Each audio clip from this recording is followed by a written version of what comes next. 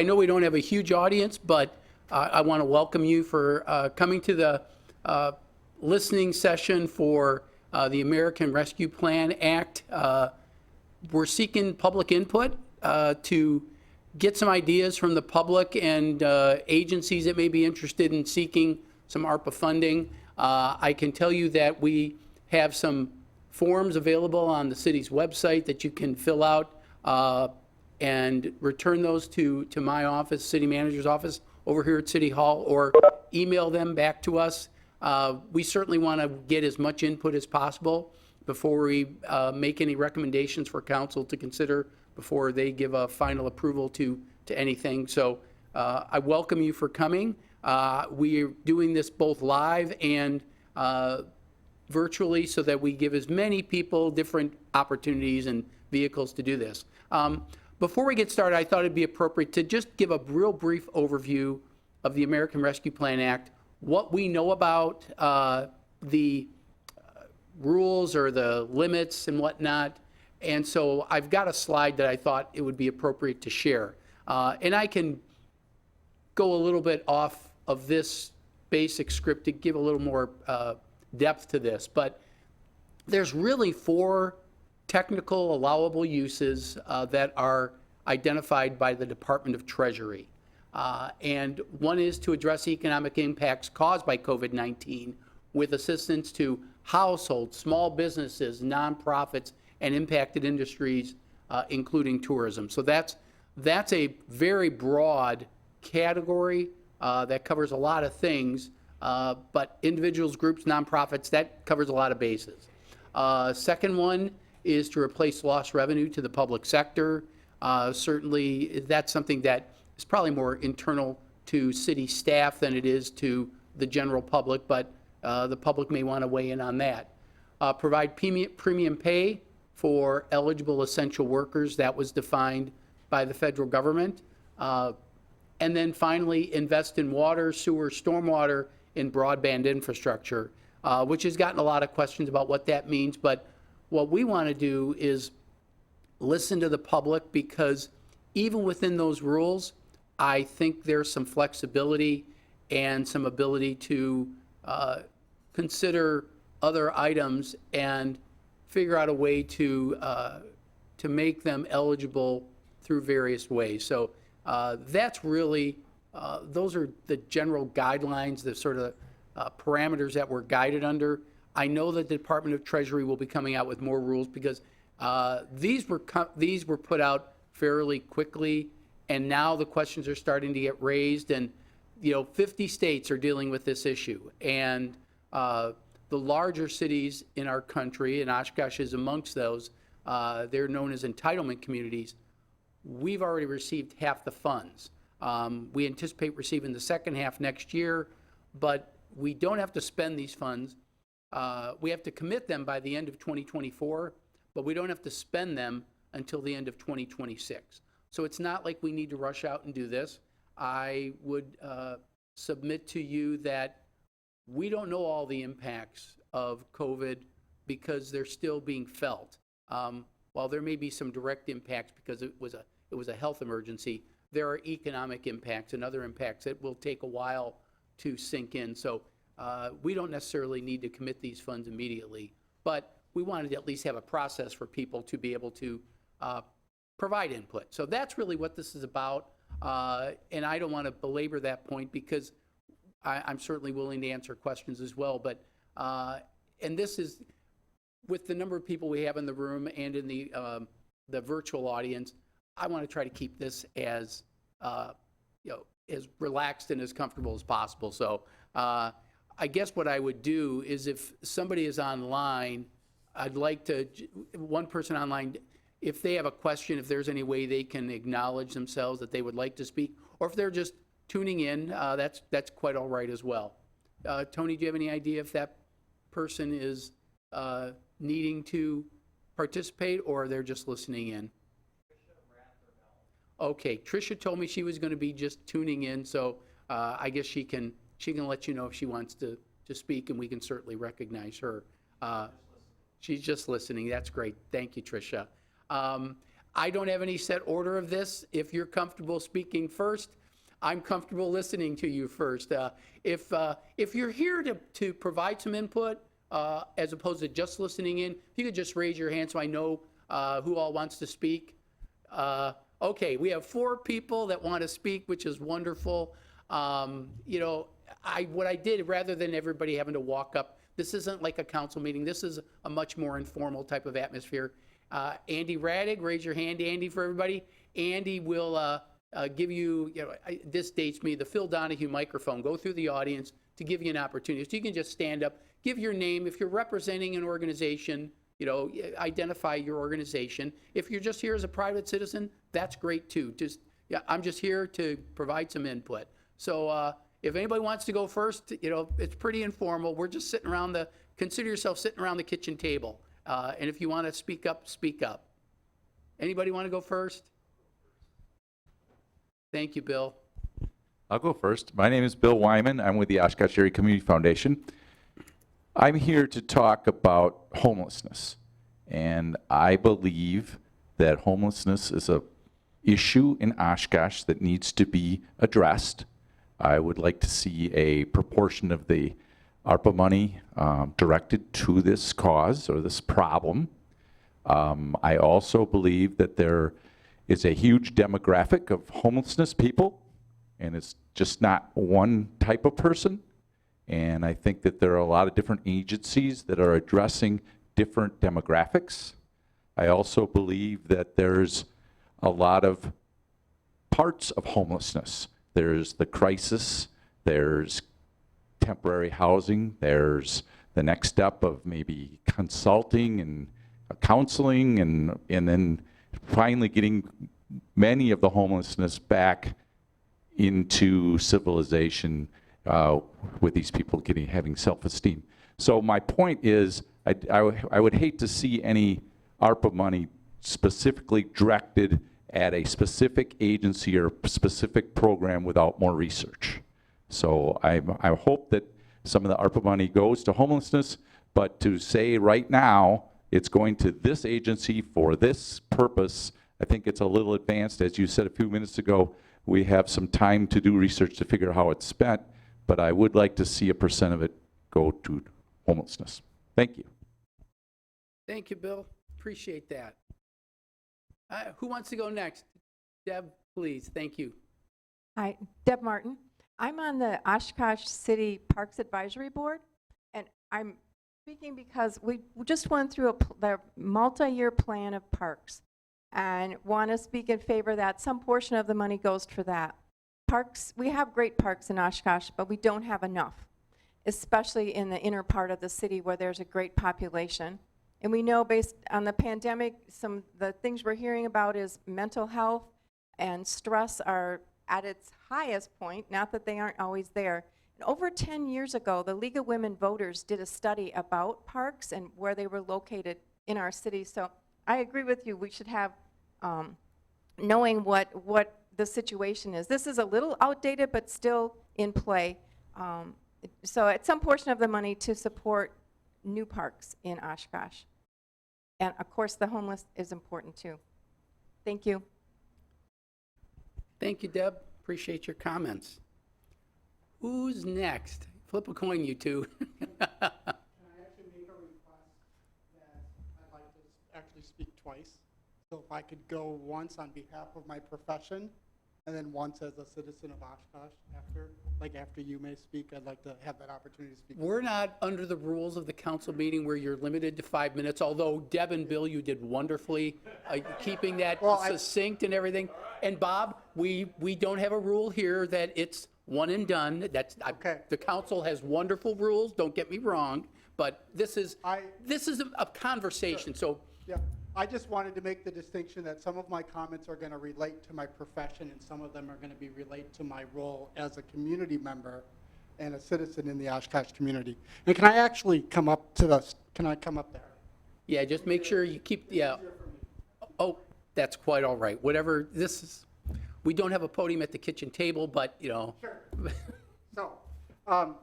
So I guess I just want to make this in more of a conversational format.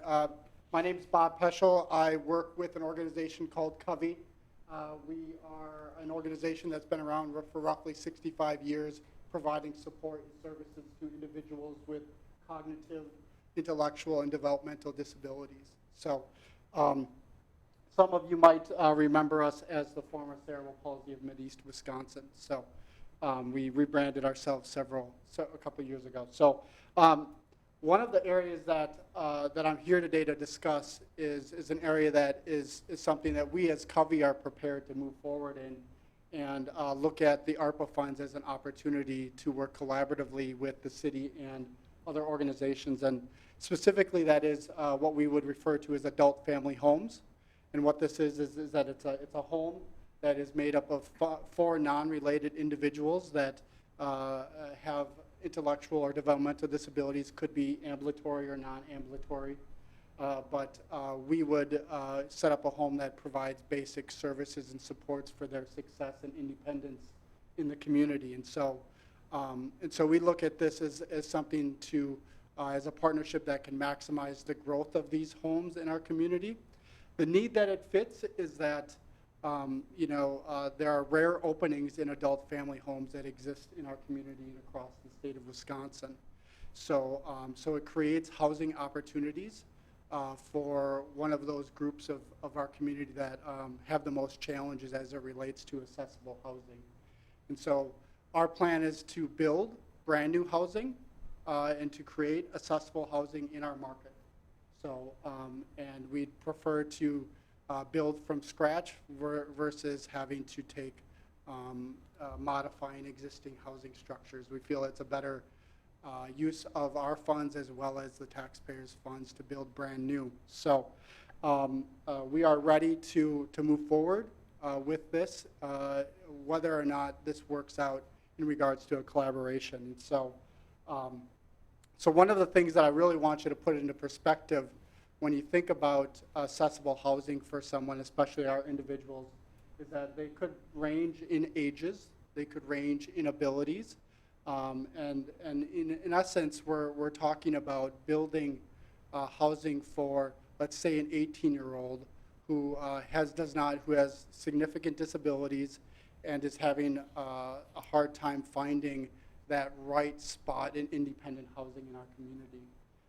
And so, to put into perspective is that we had such an individual in our community that ended up having to be housed with elderly individuals. And so, and that's great, right? We fit the need, we found that person housing, but in the long term, that person might not be as comfortable with someone who's not their age or doesn't have the same influences or experiences. And so what we're trying to do is we're trying to find that unique model that supports the ages, the benefits of ages and abilities of the people that we serve. So, so I have a packet for you, Mr. Rohloff, that can tell you a lot more about what the program is and how we feel it benefits the community. I do want to I would be amiss to not talk about how this relates to COVID. So, for those of you that understand persons with any form of disability, you understand the concept of isolation.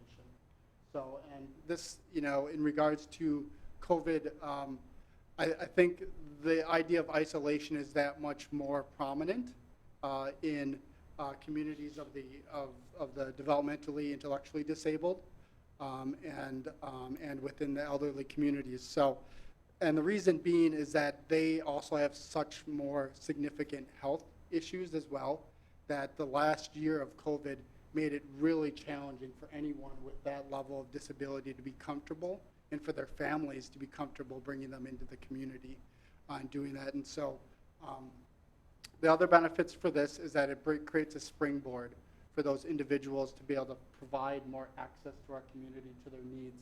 Any type of housing that we would create we would want to be set up in an area that is on a main thoroughfare or around a main thoroughfare, has access to public transportation, creates easier access to things like grocery stores and churches and things that are important to the people that we serve. So, so we feel at Covey that this would be a wonderful attribute to our community, as well as a positive and proactive use to reduce isolation and to build more independence for our population in the Oshkosh community.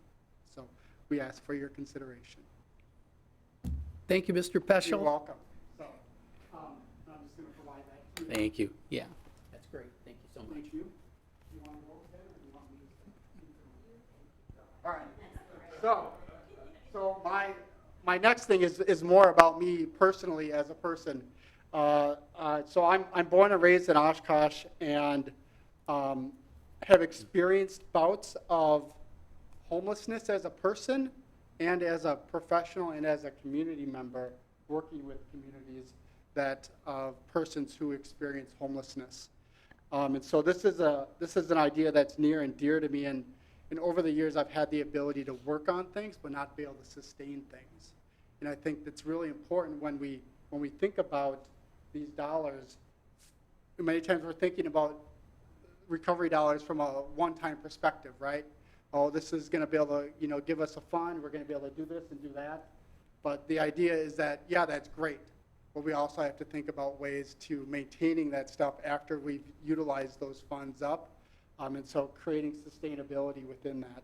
And these are, I guess, a couple areas that I think need some sustainable enhancements if we were to create them. So, and many times we look at the idea of housing needs or homelessness as kind of a one-stop shop. We create something, we create a shelter, we fit a need. But to me, I want to think about not just that type of concept, but also thinking about the other things that people who are experiencing housing challenges have access to resources. And in my years of working within the Oshkosh community, there's a couple areas where I think there needs to be more assistance to be able to help people maintain sustainable housing and reduce homelessness in our community. So first and foremost, one is moving assistance. So I used to manage a fund that was funded by churches in our community and nonprofits where they would all pool money. And the organization that I worked for at the time, we would get phone calls for moving assistance. And this is specifically towards persons with disabilities. But I found that, that not just persons with disabilities have these challenges with moving around and accessing our community. And so when someone has access to new housing or better housing and they're wanting to make that step, it's really hard around our community because it takes a lot to move. If any of you have rented or even just owned a house to move, you know that it costs a lot of money to do that, several $100s sometimes to do that. And so, and I find that this is an area that is in need in our community because it prohibits people from feeling comfortable in improving their housing atmosphere that they live in because they have several choices to choose from when budgeting their money. And this, if we were to create a fund that goes after this and is sustainable after that, we're filling a need. And advertising that. And so that's one area is moving assistance. Second area I think is going to be continued security deposit assistance, of which there is limited within our southern region of the county. There is more need for security deposit assistance as well because that's also one of those things like moving assistance that if you don't have enough security deposit to be able to put down, the ability to move is then lessened.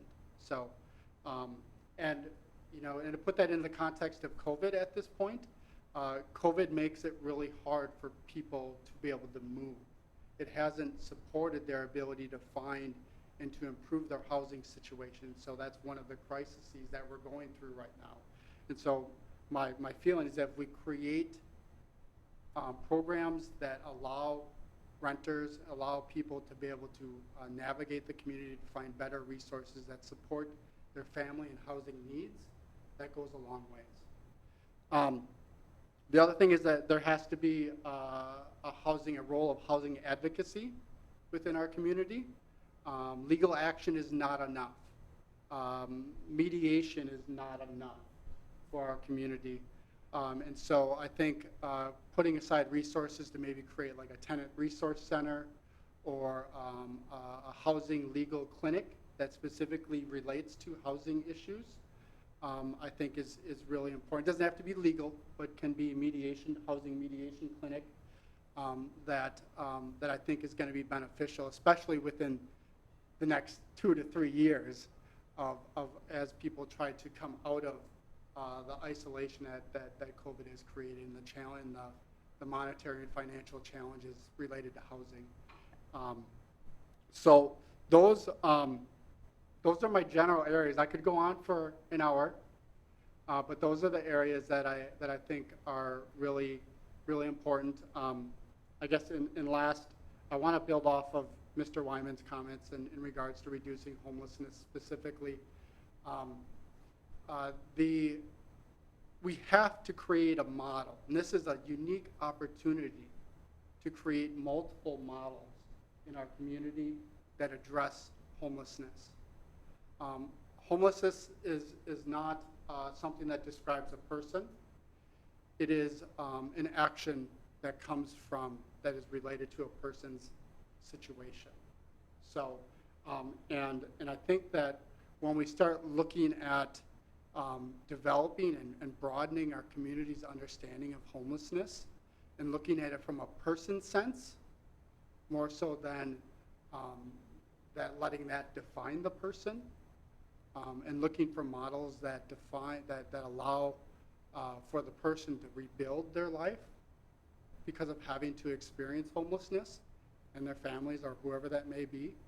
I think that's really important. And so I would encourage nonprofits and individuals and leaders in our community to look at models like Lebanon, models that maintain a housing first that provides strong quality case management for people that can connect them with the resources that exist, not just in our community, but around their goals, their vision of what they want to see for their lives. And I think I think the idea is that we're in this unique opportunity right now. We have a pool of funds that can be specifically used to address housing challenges. And it provides us this opportunity to create lots of tools in the toolbox to be able to address homelessness.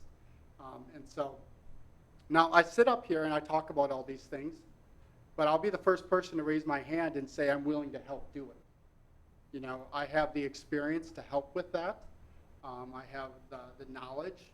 I have the life experience to be able to relate with some of these. So these are all things that are important to me as we move forward, because we are in a crisis of homelessness that existed before and has gotten considerably worse during.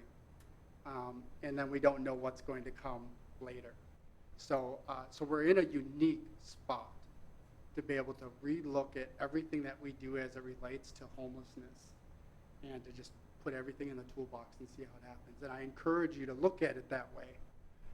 Look at it from creating opportunities to address and reduce homelessness in our community. So thank you. You're not used to me talking this much to you at this point anymore. So I enjoyed the opportunity. Well, thank you, Bob. I appreciate that. Aren't you glad I didn't have a 5-minute rule for you there? They probably wish you did, though. Well, thanks, Bob. I appreciate that. Beth, you're the next person up. So please, thank you. My name is Beth Oswald. I'm the Executive Director of Christine Ann Domestic Abuse Services, for those of you that don't know me. And I thought this was just, what are the dollars that you have not, or that you've been decreased in your agency? So now I'm gonna take Bob's rule and take 12 minutes maybe. So our first major impact really is the reduction of funding that is really directly related to COVID. So a piece of that was obviously our events. Our events were reduced in funding by about $60,000 in and for 2020. But the other piece is, as you said, Mark, now it's coming through the pipe line that we're finding out because the Department of Justice during the heavy shutdown was not prosecuting criminal cases. They were doing a lot of deferred prosecution because so many places were shut down.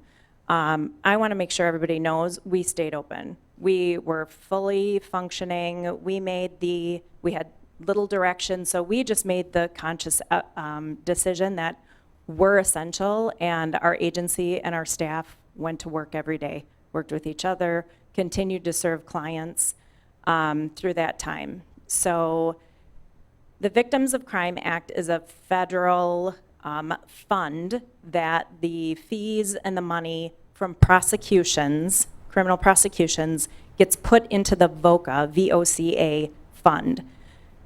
Through COVID, federally or nationwide, there were so few prosecutions because everybody was trying to get things done without having to do things in person. So there was a lot of deferred prosecution. The fines and the fees for deferred prosecution goes into the general treasury fund. So the VOCA, the Victims of Crime Act fund, funds domestic abuse agencies and sexual assault agencies. So VOCA now, looking at their budgets, have come out to let all DV and SA agencies know that they're going to be, over the course of 2 years, reducing their funding commitments by 30%. So for us, we get about $160,000 a year from VOCA, so they're going to do it in 2 phases, 15% for the first phase and 15% for the second phase. So we're going to be losing about $50,000 in funding over the course of the next couple years just for VOCA. We paid our staff a premium for coming into work every day because at the very beginning, nobody knew what was going on and how dangerous this was or could be. So we made sure to pay our staff extra during that time. We had to increase staff because, as Bob talked about, isolation is at the core of domestic abuse. That's how you can manipulate somebody, is by isolating them from their family and friends who get in their ear to, are you sure, is this right? So unfortunately, COVID created that perfect storm. So abuse and even domestic homicides in the city of Oshkosh, we had 4 in 2020, just in the city alone. Nobody heard about them because the news doesn't talk about it. And in the countywide, I think we had 7. And that hasn't happened. I think we haven't had more than 1 or 2 in a year in the 20 years that the state has been tracking domestic homicide. So people are losing their mind with COVID. So typically our hotline calls, we get about 2,000 hotline calls a year. And in 2020, we were up 50%, so we had 3,000 hotline calls.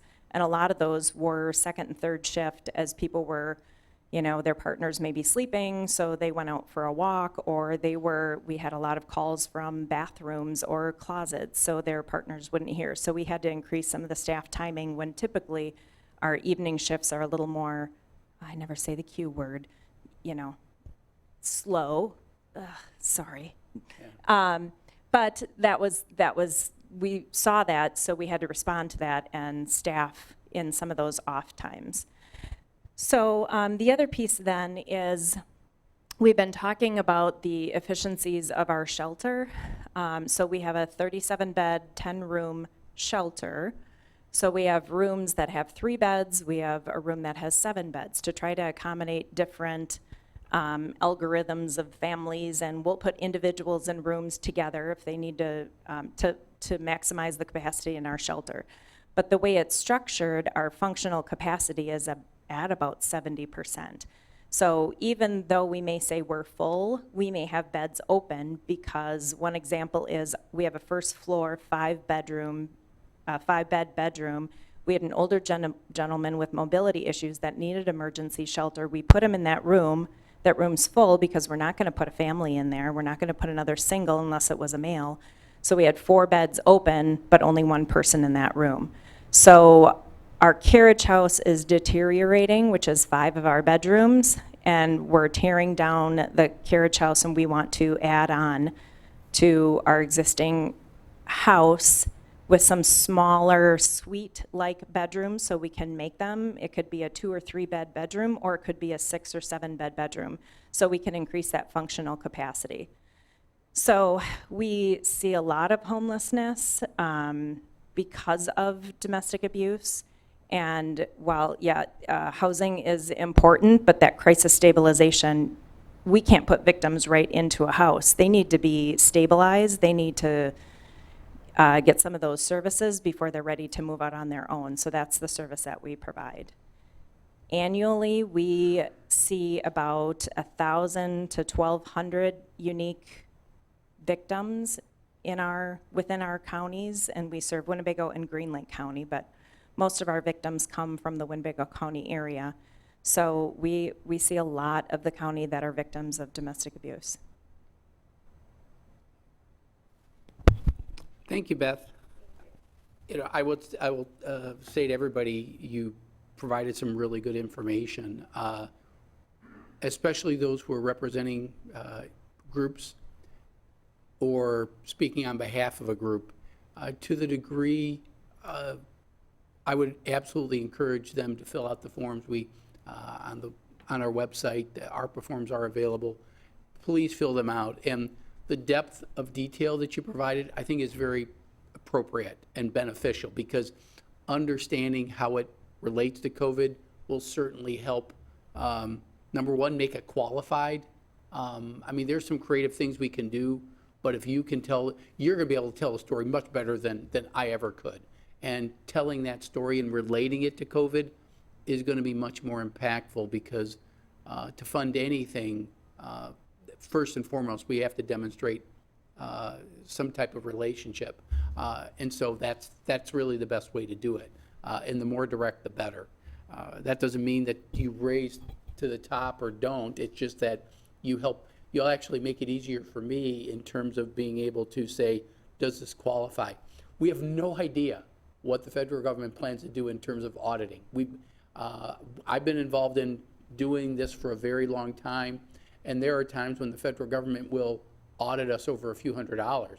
And now this is 20 million, and I have no idea today how that's going to be audited. So I have to be cautious about making sure that if they bring back audit rules after the fact, I got to be able to defend it. And Beth and Bobby both mentioned federal funds that you've had to deal with in the past. You know what I'm talking about, and sometimes they don't tell you the rules until after you've done the work, and then it's like, all right, did I do this right or wrong? So those are some of the challenges I have. So the form that's there, that's for nonprofit community groups, neighborhood associations, that's really the form. Please feel free to, we have a 10 megabyte detail or limit, not because we don't want to hear from you, but our computer will blow up if you make it bigger.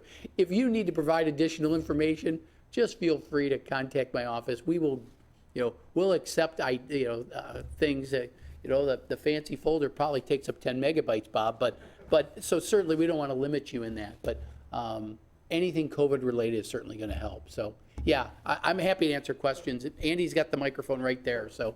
So I'm familiar with the form already, and so one of the things when looking at the form and trying to use that as it relates to the project that I just suggested to you, there's a capital side of this, right? So we're talking about building new structures, and there's a capital investment. I'm essentially requesting capital investment for ARPA funds, but the form actually doesn't talk about that. It talks about it from a revenue and expense form perspective. And so I thought for those of us that are providing, examples of projects for capital related type things, that it might be good to see if there's a way to put that type of information on there. Yeah. We're going to provide it no matter what, whether you put it on the form or Sure. not. But it might be, just beneficial for the application itself to have that on there. Yeah, if you go back to the form, Jake, I appreciate you guys putting that up there. Scroll down to where the area that Bob was talking about, because this question is beneficial for anybody and everybody. The idea, the whole idea behind this is show us your sources and uses. If you say, I am going to, so revenue source and uses, that's really what we're looking for. So capital can be used in this. If you feel the need to use a different format, I encourage you to do that. You're telling a story about what you're looking for. So, but if you have, say, $1 million project and you're asking for 100,000, where's the other 900 coming from? That's really what I'm hoping to see, because that helps me say they're trying to fill a gap. What are they exactly trying to do? I've been on the United Way Allocations Committee a number of years, so I'm kind of using that a little bit. So I'm a little not biased, but more guided by that. And I know a lot of you, I've seen your applications over the years, so I know that you're familiar with those types of things. But they don't do operating; they do. But this is, for capital as well as operating. So feel free to go rogue on me and just give a little, telling a deeper story is certainly helpful. And I think you both talked about a little operating, a little capital. If you want to do them separate, that's okay too.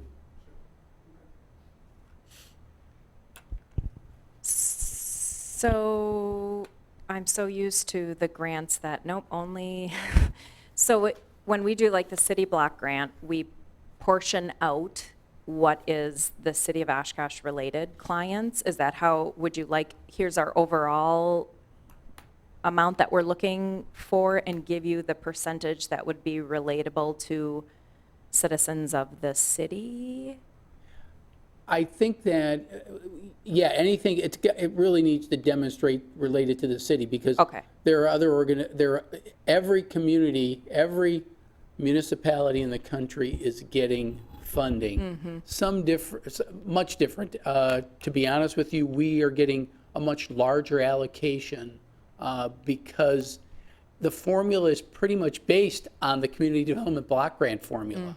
So, you can see that, for example, Appleton is larger than us by population. We're getting significantly more because our low and moderate income profile is more significant. So that's, for lack of a better term, benefiting us in terms of this allocation. So I think it would be important to point out who's benefiting within the city, how it's going to benefit city residents. To the degree that, I've had conversations with other groups that benefit beyond the city, and I think that's where some people are going to the county or even the state. And I would encourage you to take a look at some of the things that the state's doing, and quite honestly, they're still figuring it out too. We're all figuring it out.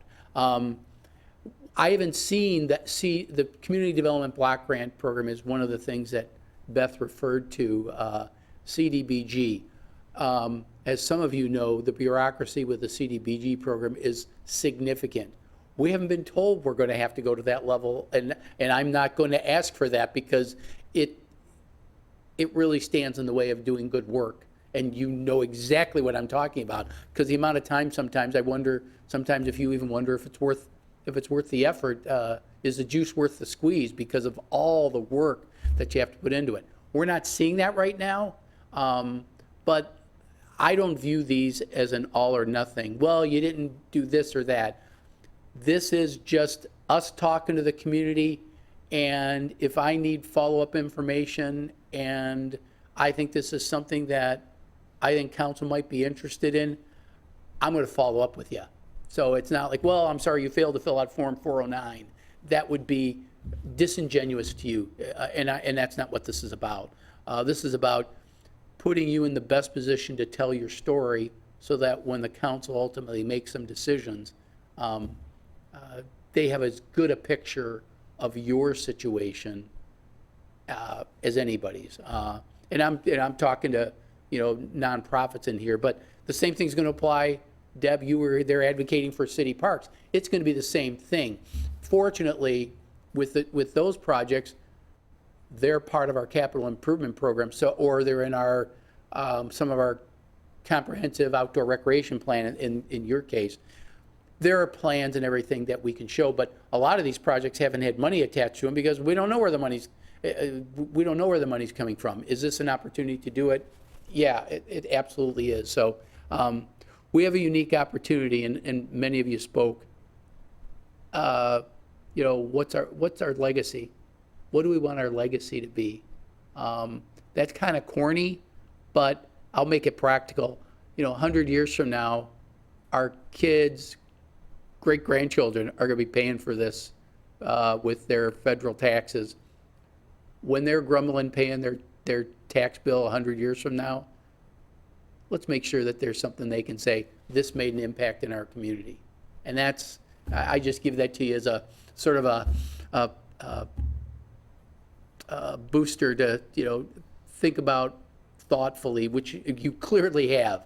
You know, what do you want the legacy of these funds to be? And each of you are coming from different perspectives, which is wonderful. And that's what we're looking for. So, I have one quick other. yeah, please, yeah, we're at the kitchen table, Yeah, so yeah. pass the mic around, please. So we ask this of every funder. Do you want the scope of all that or do you only want what I think you want? So United Way used to be just, we're not giving you $200,000, so don't even ask for it. So okay, this is what we think, here's blah, blah, blah. Or do you want, here's the scope of the impact that this has had on our agency, and then let you decide. I mean, clearly there's going to be a budget section. So you'd see, here's the scope of what we've lost here, here, and here are the other things that we'd like to do. Is that too much information? I don't think it's too much, and you did a great job, Beth, in telling some of that, and that doesn't get you points with me or not points with me, but telling the story and giving perspective makes a lot of sense. From the form itself, it's like, I'm looking for $10,000, program's $20,000, so I got $10,000 I'm hoping to get from you, and here's where we're getting the rest. But by the way, if you want to mention, you know, the things you mentioned about, you know, you lost, you know, $60,000 in fundraising revenue. That's relevant. That's a good perspective. And the fact the federal money you lost. Nobody's thinking about that stuff, and you think about it every single day in your job. So giving both me and the council perspective, you know, why do they need this money? It's only $10,000. Yeah, but they lost 60 here and 50 there. That will help provide depth to your request. Okay, thank you.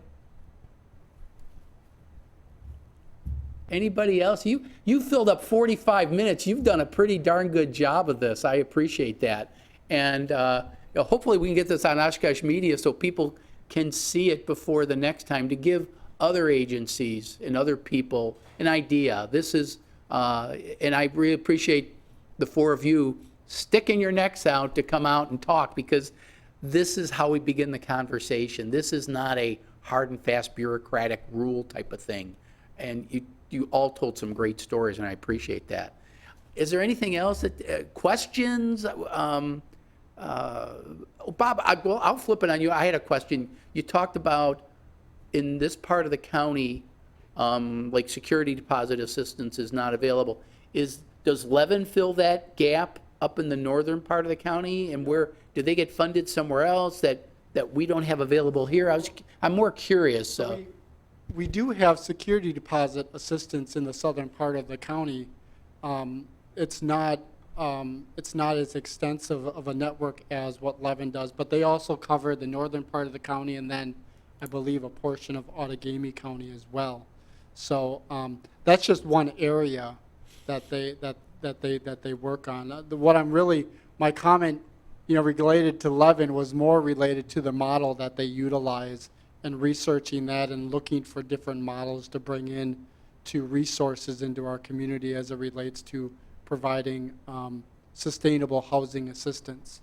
So my comment to security deposit is really more looking for ways to create more access to things like security deposit assistance, moving assistance, things that benefit or hold back people from being able to find better housing in our community, and you know, to strive out those types of examples and programs with this resource that we have. Again, once in a lifetime resource that is available to our community. So Thanks for sharing. I appreciate that. Does anybody else have anything? I mean, if you feel more comfortable talking offline, when we close down, we can chat a little bit. I know all of you, so it's not like I'm meeting strangers today or anything like that. But again, I appreciate you being the ones, first one to get out on the middle school dance floor and try it out. So appreciate you coming today. That's really all I have. Thank you. And for those listening in, hopefully this will give you some ideas on how you can make this program work for you. So thanks for coming, everybody. Appreciate it. Thanks for having us. Oh, glad. This is a lot better than I hoped it was going to. We're off, right? It was a lot better than I hoped.